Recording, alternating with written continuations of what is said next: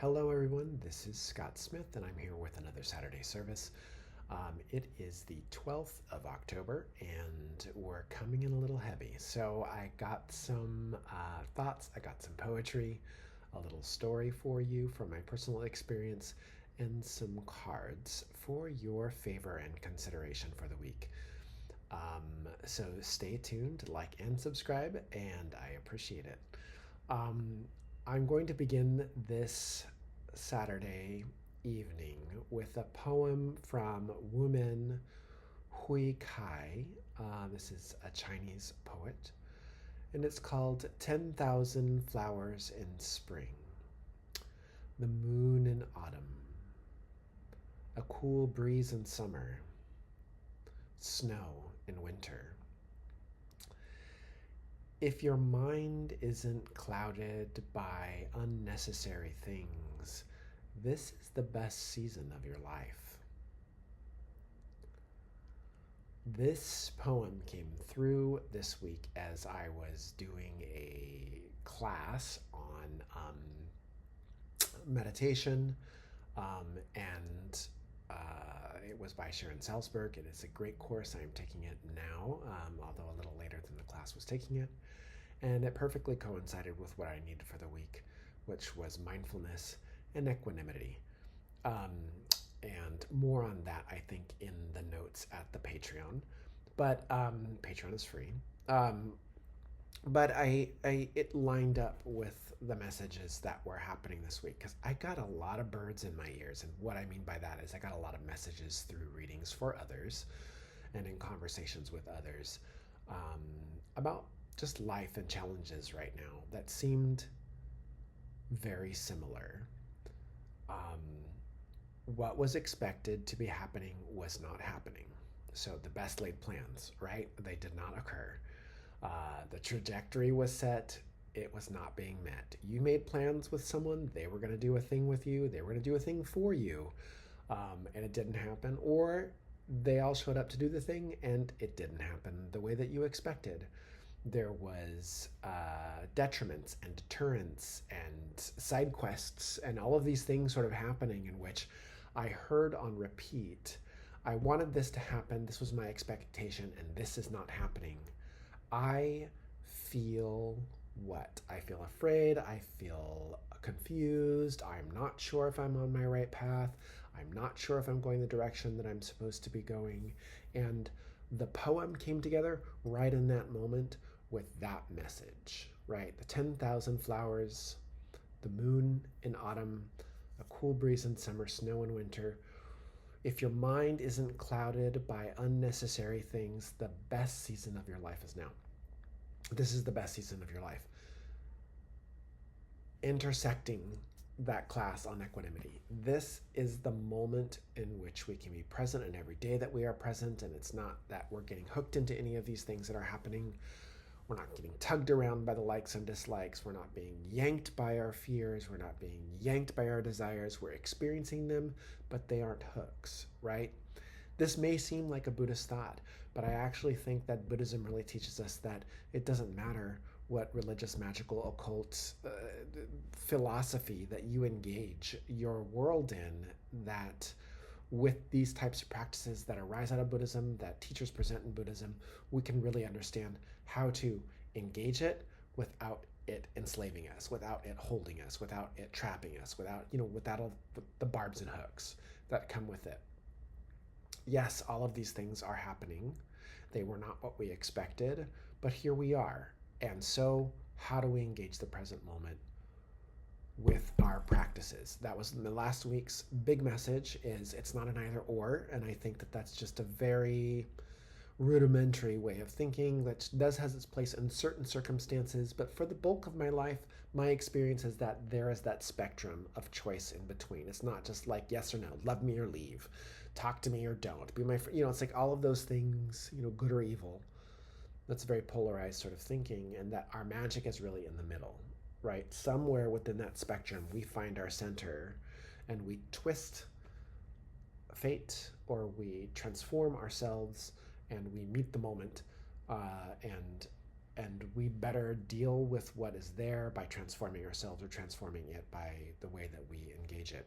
That's not really Buddhism. It is Buddhism, but I think it's also occult philosophy. I think it's also witchcraft and magic. Witchcraft is very much about challenge. It is a challenging force because it's nature, and nature challenges us. All of these things sort of coincide. They're maybe not necessarily the same path, but they're all on the same current, which is life. So I just wanted to bring that back into the focus and back into this perspective because I heard that message a lot. I experienced that message myself. I wanted to see certain things happen this week, and they did not. But when I opened myself to what was actually happening, I actually got more enjoyment out of what I was doing, and I really got to see what was really special and what was really occurring. And one story that came out of this is I was reminded with a friend about a period of life, 15 or so years ago, 14 years ago, in which we had been discussing, the want of where we wanted to be, right? But that wasn't happening. So there was no momentum, energy, or movement there. And it wasn't that you are a failure because that's not happening. It could be that your own consciousness, your own energy, your soul, however you want to frame it, is actually telling you to pause, to not do that, to maybe focus on something else. And what's the real thing that you need to focus on, right? Because we may, as a personality, really want something, and it's a good thing. You know what I mean? I love my desire body, right? And that may not be the most important thing in the moment, right? So there's a broadening of perspective that's necessary to sort of pan out on ourselves and go, what is it that I really need to be looking at right now? Where can I really apply myself in this moment? Where should I be? What could I be doing? What are the possibilities here? So I just want you to consider that again this week, that unpack the mental space, unpack the emotional space, and just give yourself some breathing room as best you can. We all have jobs of different degrees of sorts, be it we're taking care of others or children or partners or families, or we're engaging something that's 9 to 5, or we're self-employed, whatever it is that you're doing, right? Whatever it is that's engaging your time. Look at the way in which you can create spaces, moments where you're pedaling back. The need to be constantly engaged is constantly reinforced by social media, by the way the algorithm is running. All of these things, we can blame them for our lack of attention, but really it's us. It's us engaging these things. These posts are designed to be a little bit longer, a little bit more rambly, to get you to listen, to tune out of all the other business and come back right into the present moment, to be aware of options, right? Because we don't need to be constantly engaged and pull in 16 different directions or 62,000 or however many it is that we find ourselves, because double tap that phone and how many tabs do you have open, right? So there is that. And it's broadening the message of last week that there's more than just an either or in almost any situation. Finding the space to center yourself in them, your ability to make your choices. How do you unpack that, and what's really happening that's important to you right now? And I think that would be the most important message that I could deliver at this time. Does it apply to everyone? I don't know. I think that if it's clicking for you, you should. And I think that we should look at all these types of readings and things that we look at, what we're reading in books, who we're going to for astrology, what their agendas are, where we're turning to for news and information, and sort of look at all as a bigger pattern. When we can see the bigger pattern of what we're getting our information from, these types of readings that I'm giving to you here in this message, or that you're getting from somewhere else, might click together in different ways, because again, it's that bigger perspective. We want that bigger perspective so we can see all the details in these things. When we have space, when we can see a bigger pattern, then we can then rightfully focus on the specific details that we may need to look at, right? So you follow me? Pan out, create space, clear your mind, ask what you need to pay attention to, and refocus on that thing. And when I look at our first card this week, This is the Seven of Swords, right? I dig into the feathers with this particular deck. It is from the Medieval Tarot. This is just a really wonderful deck. I'll talk about the feathers in the free Patreon post there. This can seem like an inconvenience. This card at the top says inconvenience. What this says is there are all these swords, all of these things sort of going around, but what is the one that really stands out? What is this one message that's like, it's this thing right here? This can also emphasize being too driven about a single point, right?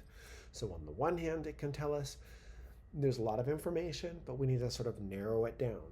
But watch being too overly focused and narrow, right? That's message number one. Message number two is actually the Eight of Swords. So this one is in here as well. And the card on top is called Meddling. This has a subtext here. It's called Defense. And this really, when we see an 8, we're sort of gathering the forces about where we need to go. Like, what's the next step? What's the direction that we're going to go with things, right? So the 7 tells us there may be a point that we need to see that we're not seeing it. And the 8 says rally around that point because that's where the work is at. That's actually where you need to put your focus, right? Great message for those cards. But wait, there's more because there is then the 8 of Cups. When you see 8s, these definitely mean work because 8 is not the end of the cycle. It may be that Ouroboros, that infinity kind of loop, not Ouroboros, that infinity sort of loop that's happening there, that 8 can represent above and below, but it's not the end, right? It's not to get caught in that flow of things. There's still more work to be done, right? And when we see an 8, it says, we're almost there, right? If you think about the 8 of coins, the 8 of pentacles in the Pamela Smith Rider-Waite deck, you see those 8 ripe melons, right? You're almost there, right? But you're not quite, right? It still needs time to ripen. The 8 of Cups says that there's more involvement needed in these things that we might start to notice. So where we see the work, we need to not only involve ourselves mentally, but emotionally. This is where we invest our feeling of whatever we are experiencing. So what does that look like? That can look like a lot of different things for a lot of different people because there are many things happening in the world and there are billions of people, right? You listening to this, it sort of says like, hey, pan out, take a moment. What's the real focus here? Are you getting what you want out of the thing that you're putting your energy into? Can you put it aside? Can you put it on the back burner? Can you give it a rest? Is there a reason that you're distracted from this? Should there be something else that you can be putting your energy onto? Look at what that is, right? This seems like duh information to me. I don't know if it's revelatory. I don't know if it's duh information for you. This is just the way that it comes through for me. When we refocus ourselves and we focus on the information about where we should be putting our energy and attention, we might be receiving some messages from Spirit about who we are and what we do is more applicable, right, to the needs of the world around us that we're in, right? So check your trajectory, right? When that's identified, right? And it might be something you're focused on, but you might be too overly focused on it. Again, that's 7 of Swords, needling some sort of point, like really getting too overly focused on it. Or the 8 of Swords, getting too defensive, right? Like this is sort of building this little wall, this little cage around the thing. Is to watch that kind of energy. This could also show up as escapism, running away, right? I need to get out of here because this is a focus on a single point, right? But the message, it's a sword. It's double-edged. It's like, is the escape necessary? Are you overly focused on other people's needs, right? You see how this can sort of look differently. If you were sitting with me in a reading, if you were here, we were doing this virtually, and I got these cards for you specifically, you could say, oh, this and I can be like, oh, your family, yeah, you're overly focused on this sort of thing and you need to let it go. You're being too defensive about these single little points that aren't really that important in the bigger picture. Like, it could be broken down in a different way. But in general, it's just sort of watch that over-focusing on the point, right? Needling. Watch being defensive, right? Where do you need to shore up yourself by providing attention where it needs to go? And then that's where you involve yourself, right? This Eight of Cups. This says this where the work is at, right? This is where we apply ourselves emotionally. And it's the emotional content that needs a little freedom in this, right? Because it's double swords, a single cup. It's 2 air and water. You can say fire for swords, good for you. It's 2 air and water. It's mind and feeling, right? So it's a little excess on the mental information, a little more on the feeling information. There needs to be a little bit of balance there. And I advise the I feel statements. So what I'll do, and I put this in Reiki Spirit, is I'll say, this is the situation as I'm experiencing it right now, and this is what I think about it. And then I'll say, this is what I fear about it, right? And they'll say, this is what I want out of it, right? And then I'll say, this is how I feel. And then I sort of break it apart into those segments for myself. And then I can say, okay, I feel this. Is what I'm thinking about this situation really true, or am I projecting it? I'm afraid of that, or do I really want that to happen? When I can identify how I feel about a thing, then I understand where I'm really coming from. So these cups, when we get these cups, they ask us to really identify, to really ground into the understanding about where it is that our feelings are being placed, because these might be misplaced. When I look at these 2 cards, it's specifically asking us about where our attention is. This is an advisement that this emotional energy that's coming out of us is important. And if it's overly focused in a way on something that we're wasting our time with right now because it's not ripe, it's not ready, right? Or it's just the wrong area or season, right? And instead it should be somewhere else. It should be on ourselves. It should be on a family. It should be somewhere else, right? Then it feels and looks differently because the mind shifts, the perspective changes, and where the energy needs to go opens up, and emotionally we can pour ourselves into it, and then it feels right again, right? So if you're looking for that sense of, this doesn't feel right, how do I get back into the groove of things? And doesn't correct anything in the world at the moment. We're in several crises, but it can help us be present in our own lives for the things that we need to do and the directions that we need to go, and to really understand where we are, what our choices are, and what we need to do. So that's a lot for this week. But I kept it at 20 minutes, so I'm super excited for that. Check your focuses. If you're feeling frustration and lack of movement, ask if your energy could be better used elsewhere. Be sure not to become overly focused on accomplishing something that's not going to happen, or overly focused on other people's business, which might draw your attention away from yourself. There's that whole, where's the mind, what's the attention? When we understand that, where it is, because I'm not saying necessarily what you're focused on is wrong. I'm just saying question it, look at it. When we understand that, we understand where we can apply ourselves soulfully and emotionally, and where that work can take place. And that's my Saturday service for today. 10,000 flowers in spring, the moon in autumn, a cool breeze in summer, snow in winter. If your mind isn't clouded by unnecessary things, this is the best season of your life. Let go of the desire or the fear that it should be, or you want it to be, or it might be a certain way, and find out where the focus is supposed to be, and let your emotional self, your heart, your feeling flow that direction. There's a cup waiting for you to fill. And I want you to find that this week. Maybe where you are, maybe with who you are with, maybe somewhere else. But that would be the drive. Blessed be, blessed be, blessed be. I am Scott K. Smith. You can find a full reading of this on the Patreon, and I will talk to you here soon. You can find more information about me at starandstonellc.com or patreon.com/Scott K. Smith.